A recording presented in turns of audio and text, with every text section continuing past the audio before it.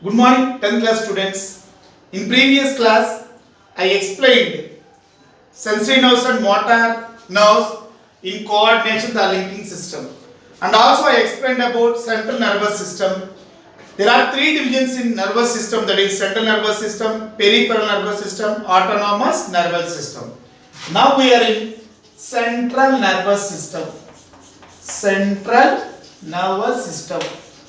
What are the parts which involved in central nervous system means, that is brain, spinal cord.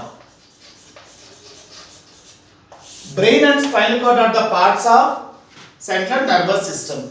Now I will explain about brain. Brain present in bony case called cranium, which is made up of skull bones. If you will observe in brain, we can find out two colors, that is outer and inner.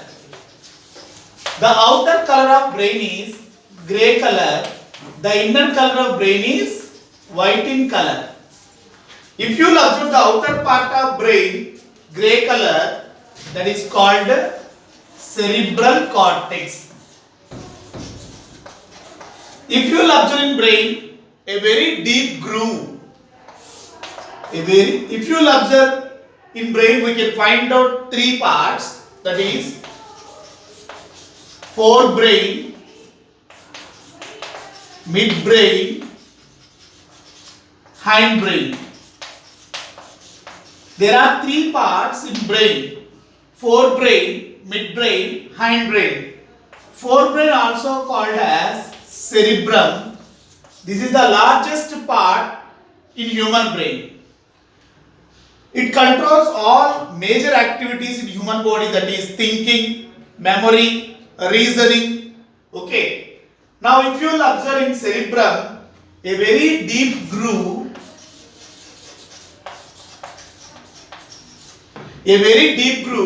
which separate cerebrum into two equal parts, that is right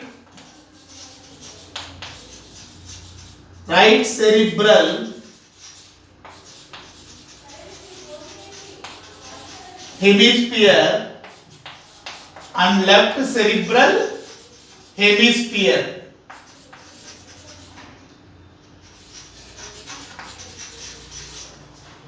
Already explained in previous class. There are three membranes that surround the brain.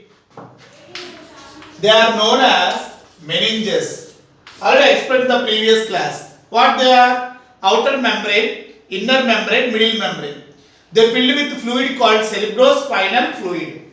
These meninges, outer dura mater, middle arachnoid membrane, inner pia mater. These three filled with fluid called cerebrospinal fluid.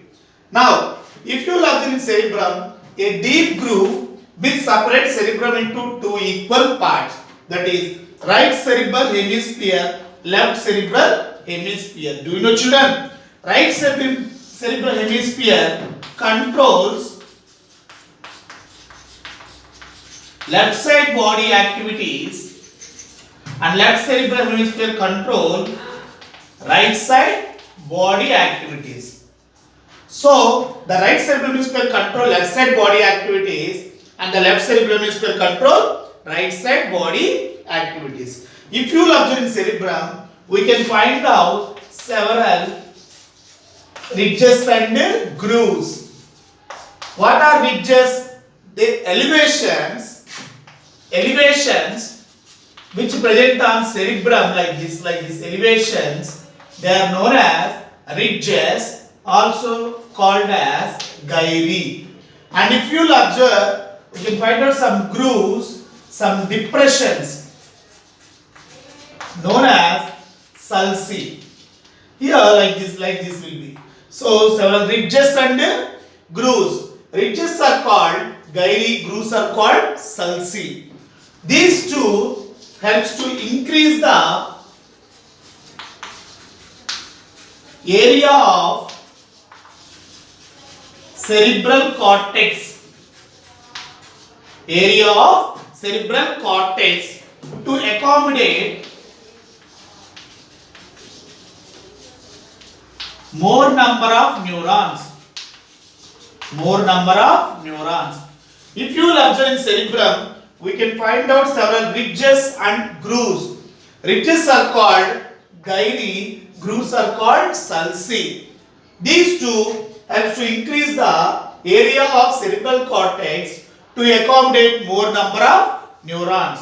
So, this is about gyri and sulci. Now, I will explain about the table which related to brain. All of you open page number 101 in your textbook.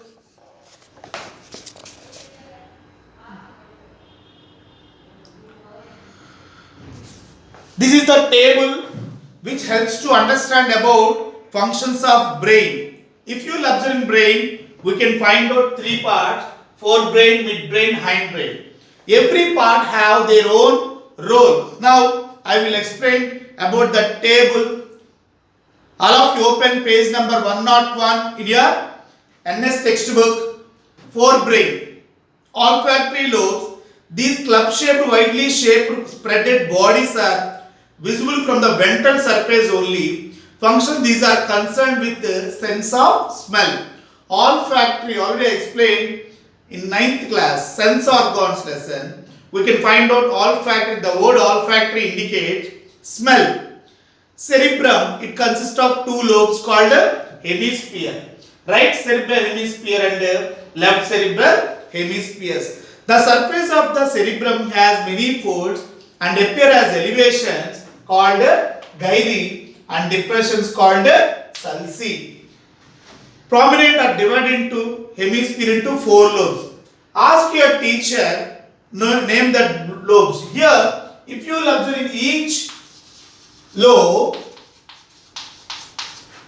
in each cerebral hemisphere, we can find out four lobes. So, four lobes we can find out in each cerebral hemisphere. What that four lobes? In each cerebral hemisphere, we can find out four lobes. That is, write down there. All of you write in your textbook. There you have to write frontal, parietal, temporal, occipital. These are the four lobes which we can find out in each cerebral hemisphere. In each cerebral hemisphere, we can find out four lobes, that is frontal, parietal, temporal, occipital. Now, functions of the cerebrum, very important in the exam point of view. Site of mental abilities, control thinking, memory, reasoning, perception, emotions and speech. All these actions was controlled by cerebrum, first part of brain. Intermediate sensation respond to cold, heat, pain, pressure. Diencephalon, the rhomboidal shape looks like kite. Rhomboidal shape means looks like kite. Lobe visible from inferior surface of brain. It lies between cerebrum and midbrain. It is divided into thalamus and hypothalamus. Diencephalon, do you know children? Diencephalon it is a part of cerebrum. Diencephalon is a part of cerebrum. In diencephalon we can find out two parts, that is thalamus and hypothalamus. Functions: relay center for sensory impulses such as pain, temperature and light. Reflex center for muscular activity. This is very important in the exam point of view. Center for certain emotions such as anger. Center for water balance, blood pressure, body temperature, sleep and hunger. The hypothalamus controls the pituitary gland which functions as the master gland. If you will observe in diencephalon, we can find out three parts, that is thalamus and hypothalamus. Do you know? A gland called pituitary gland which was controlled by hypothalamus. What is pituitary gland? In excretion lesson I explained about vasopressin hormone. No, this vasopressin hormone released by pituitary gland. So we will discuss about pituitary gland in the next table. Okay. So in hormone table will be in that we will discuss about pituitary gland. This is the master gland. Why? Because it controls all endocrine glands in a human body. Midbrain, this is a small, thick, stalked portion. Here, midbrain, small, thick, stalked portion. This connects forebrain with the cerebellum and pons hindbrain. Cerebellum, it is the part of hindbrain. So this is the midbrain which connects from forebrain with the hindbrain. Okay. What is the functions of midbrain? Absorb optic lobes midbrain. Okay, and that is known in functions. It relays motor impulses such as from the cerebral cortex to the spinal cord and relays sensory impulses from the spinal cord to the thalamus, reflexes for sight and hearing. This is very important. This is about midbrain. Midbrain is the part which connects forebrain with the hindbrain. If you love the hindbrain, we can find out parts. I will explain now. Hindbrain. So, cerebellum and medulla oblongata. See here, this is the last part of brain. If you will observe in hindbrain, we can find out two parts, that is cerebellum and medulla oblongata.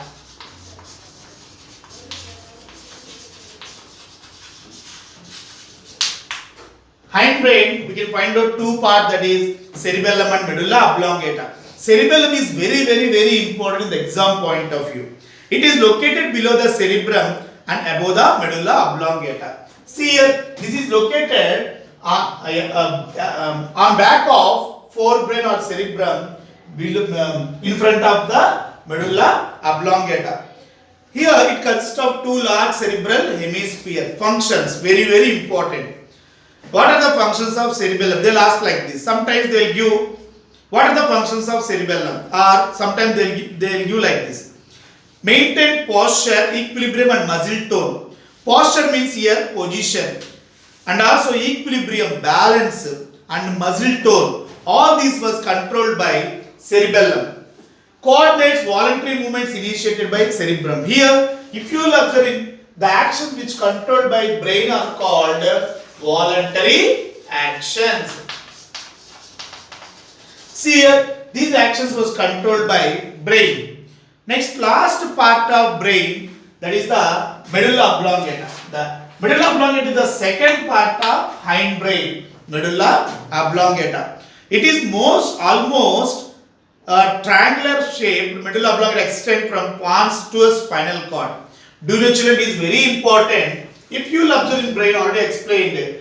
Brain, what is the color of brain? Outer grey, inner white in color. In brain, outer grey, inner white color. If you will observe medulla oblongata, this is the last part of brain and first part of spinal cord.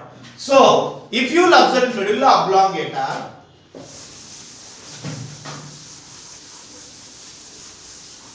very important in the exam point of view, that is medulla oblongata. Medulla oblongata is the last part of brain